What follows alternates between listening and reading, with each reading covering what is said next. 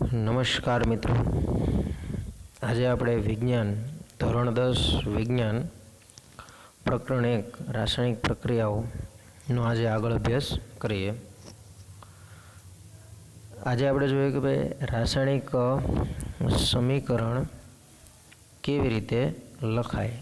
અહીં આગળ આપણે ઉદાહરણ દ્વારા સમજીએ રાસાયણિક સમીકરણ કેવી રીતે લખાય।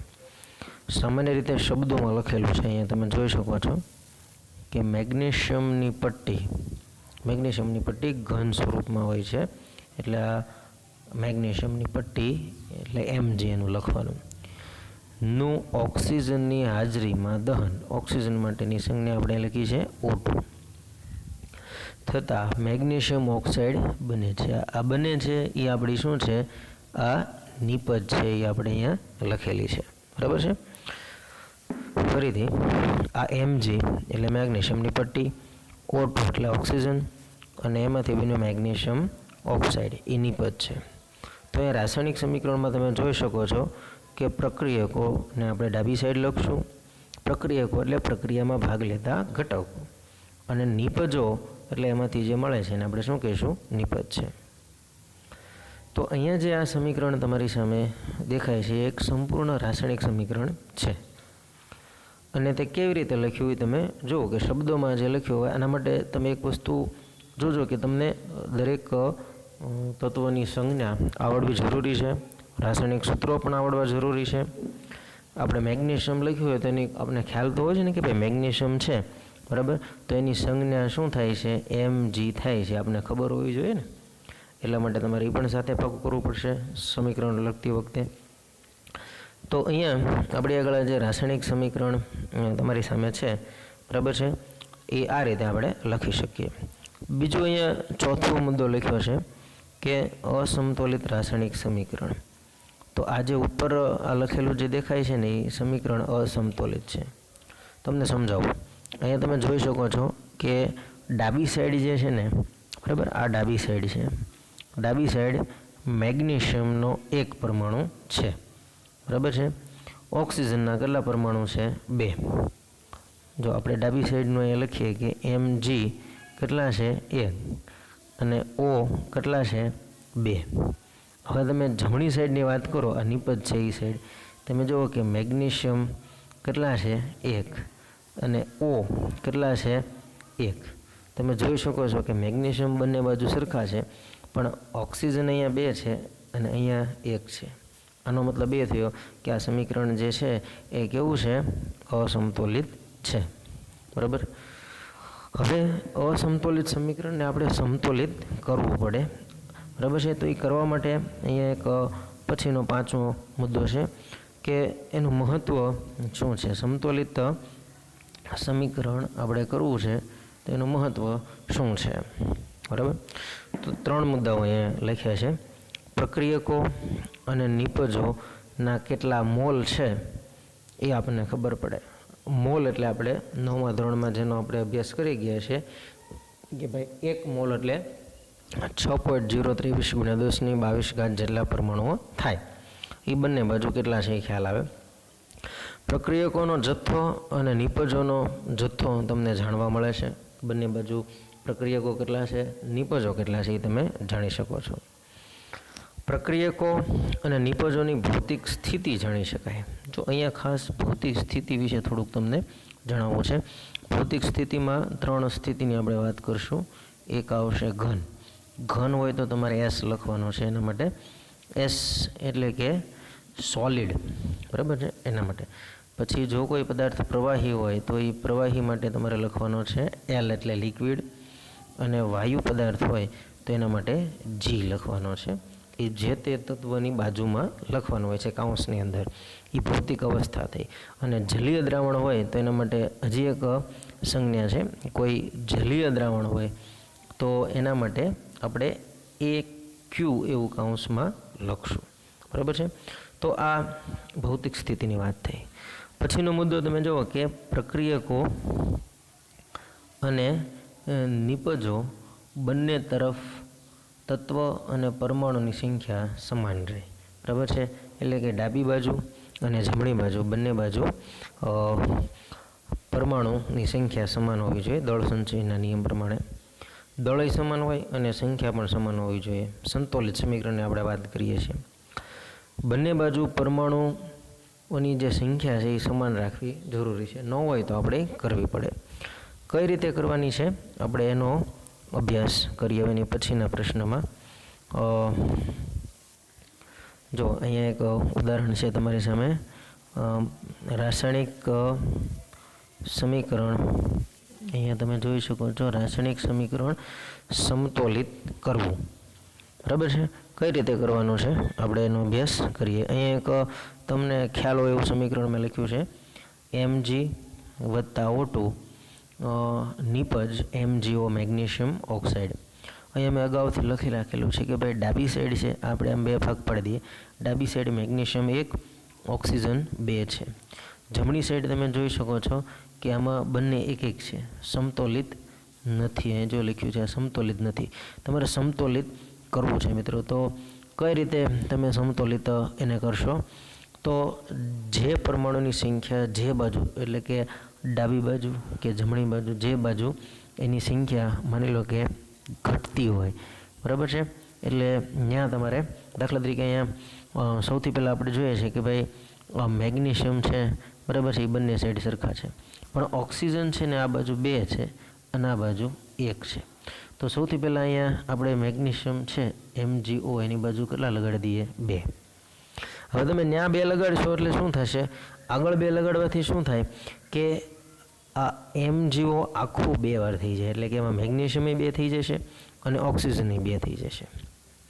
તો બંને બાજુ તમારે હવે સંતુલિત ફરી પાછું કરવું પડે. એટલે અહીંયા મેગ્નેશિયમ 2 થયા એટલે આ બાજુ મેગ્નેશિયમ પાછા કેટલા કરવા પડે? તમારે 2 કરવા પડે.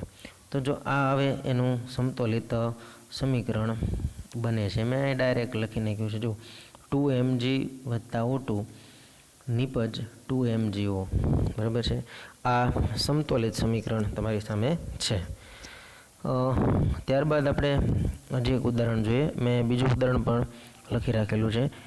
H2 એટલે કે હાઇડ્રોજન, O2 એટલે ઓક્સિજન વાયુ અને એમાંથી બને છે H2O પાણી.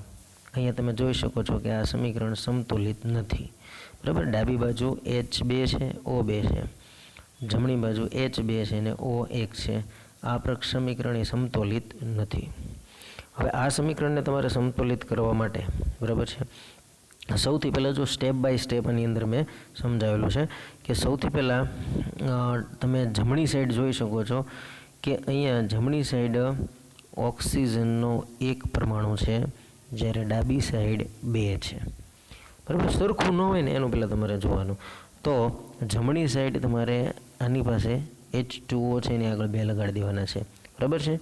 તો તમે જોઈ શકો છો કે નીચેનું જે આ સમીકરણ છે એમાં મેં આ સમીકરણ જુઓ H2 + O2 એટલે એમાં 2H2 અહીંયા 2 લગાડ્યા છે. હવે આ 2 લગાડવાથી શું થાય છે કે અહીંયા 2H2 જુઓ 2 × H2, બરાબર, એટલે Hના પરમાણુ કેટલા થઈ જશે? 4 થઈ જશે, બરાબર છે. ખરેખર 2 જ હતા, એને બદલે કેટલા થઈ જશે? 4. જ્યારે ડાબી બાજુ Hના 2 પરમાણુ છે, એટલે હવે એ બાજુ પાછું સંતુલિત તમારે કરવું પડે. તો એના માટે તમે જુઓ કે અહીંયા નીચે સમતોલિત સમીકરણ લખ્યું છે 2H2 + O2 એમાંથી બને છે શું? 2H2O. તો એ જે છેલ્લી લાઈન છે, બરાબર, એ સમતોલિત રાસાયણિક સમીકરણ આપણને મળે છે. હવે ત્યારબાદ આગળ આપણે હજી એક ઉદાહરણ દ્વારા સમજીએ. પાઠ્યપુસ્તકનું એક ઉદાહરણ છે, મેં અહીંયા સમજાવવાનો પ્રયત્ન કર્યો છે. તમે જુઓ સમીકરણ અહીંયા થાય છે. સૌથી પહેલાં ઉપરની લાઈનમાં લખેલું છે Fe એટલે કે આયર્ન, H2 એટલે પાણી, Fe3O2 ફેરસ ઓક્સાઇડ અને H2 આ સમીકરણ છે. સૌથી પહેલું કામ તમારે કરવાનું કે જે રાસાયણિક સમીકરણ આપ્યું એની ફરતે વર્તુળ કરી નાખવાના છે. વર્તુળ એટલા માટે કે તમારે ક્યાંય પરમાણુ જે હોય એ એના સૂત્રની અંદર તમારે, બરાબર, આ માનો કે Fe3 લખ્યો છે તો ત્યાં તમારે કોઈ ફેરફાર કરવાનો નથી. H2 છે તો ત્યાં તમારે ફેરફાર 2 લખ્યો છે ત્યાં કોઈ ફેરફાર કરવાનો નથી. વર્તુળની અંદર નહીં ફેરફાર કરી શકાય. હવે અહીંયા જો અગાઉથી આપણે છે ડાબી બાજુ અને જમણી બાજુ બે પાર્ટ પડ્યા છે, તો તમે જોઈ શકો છો કે ભાઈ ડાબી બાજુ Fe પરમાણુની સંખ્યા 1 છે, અહીંયા Fe આયર્ન કેટલા છે 3, હાઇડ્રોજન 2, અહીંયા 2 છે, ઓક્સિજન 1, અહીંયા કેટલા છે 4, બરાબર. અહીંયા તમે જો Fe3 છે, Fe3O4 O4 છે, H2 2 છે એટલે H2. તમે જો સંતુલિત નથી, અહીંયા તમે જોઈ શકો છો બંને સાઈડના પરમાણુ, બરાબર છે. અહીંયા તમે જુઓ કે Fe તમે જોઈ શકો છો સરખા નથી. તો સૌથી પહેલાં જે સરખું ન હોય, બરાબર, આપણે માની લો કે સૌથી પહેલાં આપણે હાઇડ્રોજનના પરમાણુ ઓક્સિજનના પરમાણુ અહીંયા 4 છે અને અહીંયા છે 1, એ મારે સરખા કરવા છે. તો એની પછીના સ્ટેપમાં તમારે સૌથી પહેલાં ડાબી સાઈડ જ્યાં ઓની સંખ્યા 1 છે એ 4 કરવા માટે જો આ વર્તુળની 12 અમે 4 કર્યા છે, જો અહીંયા, બરાબર. તો ત્યાં તમે 4 કરો એટલે H2 ના 4 અણુ થઈ ગયા, એટલે 4 દુ 8, બરાબર. હવે તમે નીચે જુઓ, આપણે નીચેનું એની પછીનું સ્ટેપમાં મેં અહીંયા આ જે સમીકરણ છે ને, જો આ સમીકરણ, આના માટે મેં અહીંયા તમને નીચે ડાબી ને જમણી બાજુનું લખેલું છે, left hand side, right hand side. આ LHSનો મતલબ શું થાય? લેફ્ટ હેન્ડ, અને આ રાઈટ હેન્ડ સાઈડ. Fe 1 છે, હાઇડ્રોજન જો 8 થઈ ગયા, બરાબર છે, 4 દુ 8 અહીંયા, બરાબર. અને ઓક્સિજનના 4 થઈ ગયા. O બંને બાજુ સરખા, બાકી બધું સેમ. તમે આ સાઈડ કાંઈ ફેરફાર કર્યો નથી, આ બાજુ ફેરફાર કર્યો એટલે આમાં ફેરફાર જોવા મળશે, બરાબર. આ એક સ્ટેપ થયું છે. નેક્સ્ટ સ્ટેપ જોઈએ. હવે તમારે શું સંતુલિત કરવાનું છે કે ભાઈ હાઇડ્રોજનનું જે સંતુલન છે, અહીંયા 8 અને 4 છે, અહીંયા બગડી ગયું છે, એ આપણે પાછું હવે પછીના સ્ટેપમાં કરવાનું છે. તો આ એની પછીનું સમીકરણનું અહીંયા લખ્યું છે, તમે જોઈ શકો છો ડાબી બાજુને LHS ને RHS. અહીંયા ફેરફાર કર્યો જુઓ તમે, 4H2 લખ્યા છે, બરાબર. એટલે સ્ટેપ બાય સ્ટેપ આપણે આગળ વધીએ. તો 4 દુ 8H થઈ ગયા, આ બાજુ તો છે જ, ત્યાં કાંઈ ફેરફાર નથી કર્યો, O4 છે. બંને સાઈડ તમે જો હાઇડ્રોજન અને ઓક્સિજન સરખા થઈ ગયા. હવે શું બાકી રહ્યું મિત્રો? તો કે અહીંયા Fe1 છે અને અહીંયા કેટલા છે 3. આયર્ન એટલે કે લોખંડનું તમારે સંતુલન કરવાનું છે.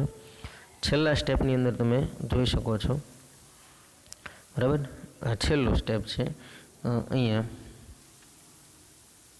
તો એની અંદર તમે જુઓ 3Fe, અહીંયા તમે જુઓ કે આપણે કાંઈ નથી લગાડેલો Feની આગળ, અહીંયા 3 લગાડી દીધા છે. ફેરફાર જુઓ તમે.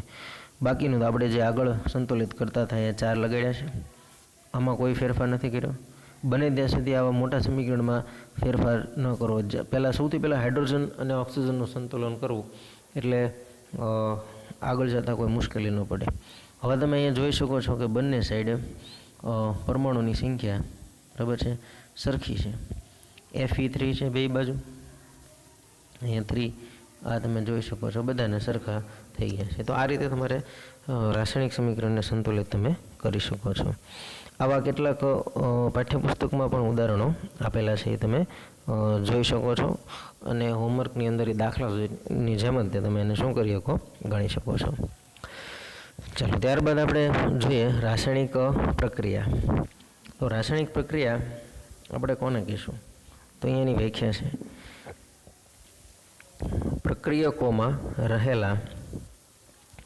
પ્રક્રિયકોમાં રહેલા પરમાણુઓ વચ્ચેના બંધ તૂટે અને જુદા જુદા પરમાણુ વચ્ચે નવા બંધ છે શું થાય?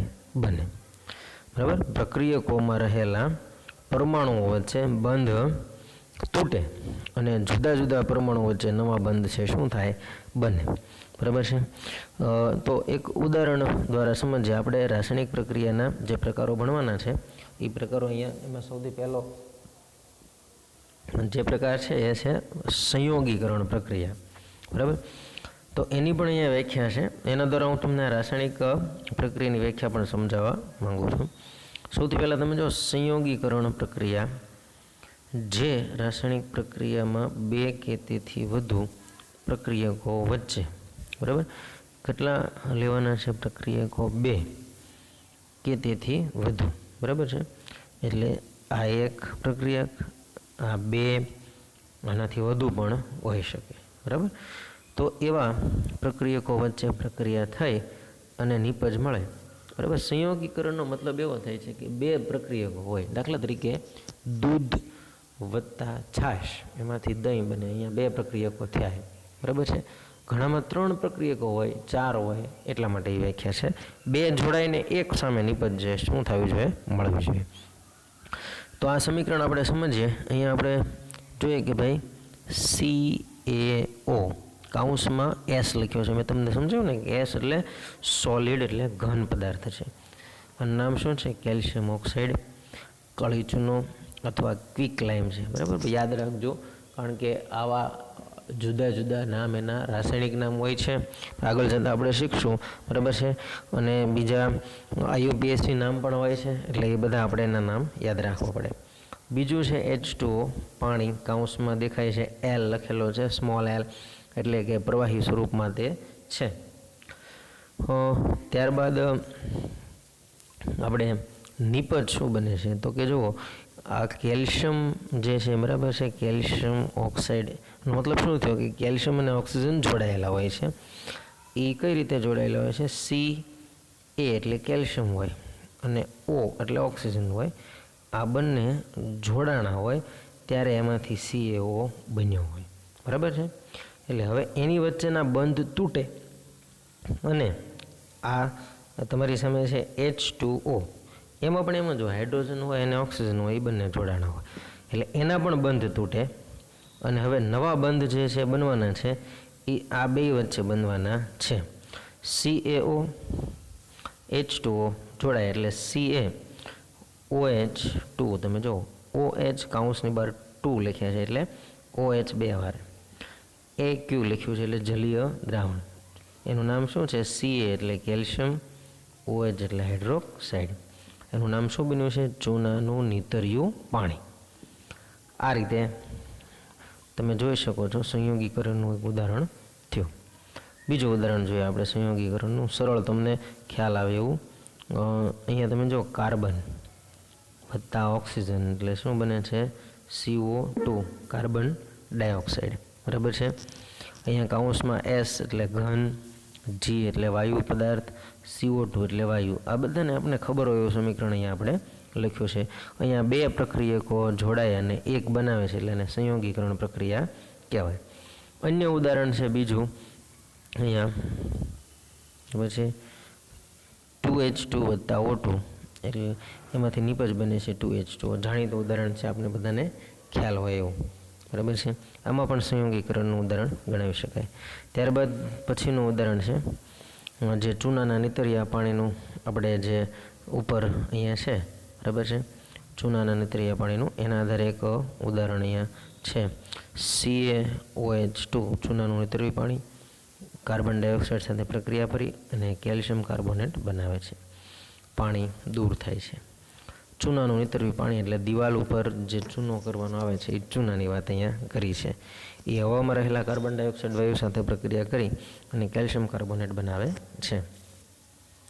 તો આ સંયોગીકરણ પ્રક્રિયા એટલે શું? તો કે બે કે તેથી વધુ પ્રક્રિયકો વચ્ચે પ્રક્રિયા થાય અને જે નિપજ બને છે તેને સંયોગીકરણ પ્રક્રિયા કહેવામાં આવે છે.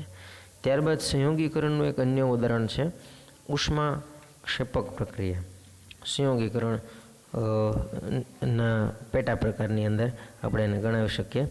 ઉષ્માક્ષેપક પ્રક્રિયા, જો રાસાયણિક પ્રક્રિયામાં નિપજના નિર્માણની સાથે ઉષ્મા ઉત્પન્ન થતી હોય. નામ ઉપરથી એની વ્યાખ્યા યાદ રહી જાય છે મિત્રો.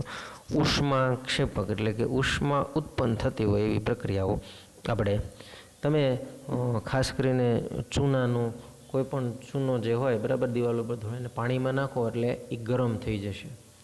તમે એને ગરમી ન આપી હોય છતાં એમાં ઉષ્મા ઉત્પન્ન થશે. એટલે કે જેમાં સામેથી ઉષ્મા ઉત્પન્ન થાય છે એને ઉષ્માક્ષેપક પ્રક્રિયા કહેવામાં આવે છે.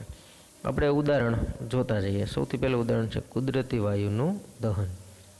બરાબર. કુદરતી વાયુમાં આપણે CH4 મિથેન, બરાબર છે, CH4 એટલે આ મિથેન, પછી O2 ઓક્સિજન, એમાંથી શું બને છે? CO2 two carbon dioxide, H2O, બરાબર છે. આ પ્રક્રિયાની અંદર ઉષ્મા ઉત્પન્ન થાય છે. કાર્બન ડાયોક્સાઇડ વાયુ ધુવાળા સ્વરૂપે નીકળે છે, પાણી ભેજ સ્વરૂપે નીકળી જાય છે અને ઉષ્મા ઉત્પન્ન થાય છે. સાદું ઉદાહરણ, આપણા ઘરે જે ગેસનો બાટલો હોય છે એમાં બ્યુટેન ગેસ હોય, બરાબર છે. એને સળગાવો એટલે એમાંથી CO2 અને ભેજ સ્વરૂપે પાણી નીકળે છે અને ત્યારબાદ ગરમી ઉત્પન્ન થાય છે. ઉદાહરણ એમાં ગણાવી શકાય. બીજું ઉદાહરણ છે કોલસાનું દહન, બરાબર છે. C એટલે કોલસો, O2 એટલે ઓક્સિજન, CO2 વત્તા ઉષ્મા છૂટી પડે છે. CO2 છૂટો પડે અને ઉષ્મા છૂટી પડે છે. ત્રીજું એક ઉદાહરણ છે વનસ્પતિ દ્રવ્યોનું વિઘટન થઈ ખાતર બનવું, બરાબર છે. આપણે જુદા જુદા જે વનસ્પતિના ઘટકો હોય છે એ તમે સામાન્ય રીતે ભેગા કરીને કોઈ એક જગ્યાએ ખાતર જેને આપણે કહીએ છીએ, તો એ પણ એક પ્રકારની આ ઉષ્માક્ષેપક પ્રક્રિયા ગણાવી શકાય. શ્વસનની પ્રક્રિયા, આપણે શ્વાસ લઈએ છીએ, બરાબર છે. શ્વાસ લઈએ છીએ ત્યારે સામાન્ય રીતે આપણા શરીરની અંદર ઓક્સિજન વાયુ દાખલ થાય છે. આ દાખલ થયેલ ઓક્સિજન વાયુ શરીરમાં રહેલા કાર્બોદિત, પ્રોટીન, ચરબી, વિટામિન બધા જ ઘટકોનું પાચન કરી, બરાબર છે, ખોરાકના ઘટકોનું પાચન કરી અને એમાંથી CO2 ઉત્પન્ન થાય છે, જે શ્વાસના સ્વરૂપે આપણે બહાર કાઢીએ છીએ. તો એ સમય દરમિયાન પણ ઉષ્મા ઉત્પન્ન થાય છે. એટલે આ ઉષ્માક્ષેપક પ્રક્રિયાના ઉદાહરણ આપણે ગણાવી શકીએ, બરાબર છે. ઉષ્માક્ષેપક પ્રક્રિયા એટલે શું?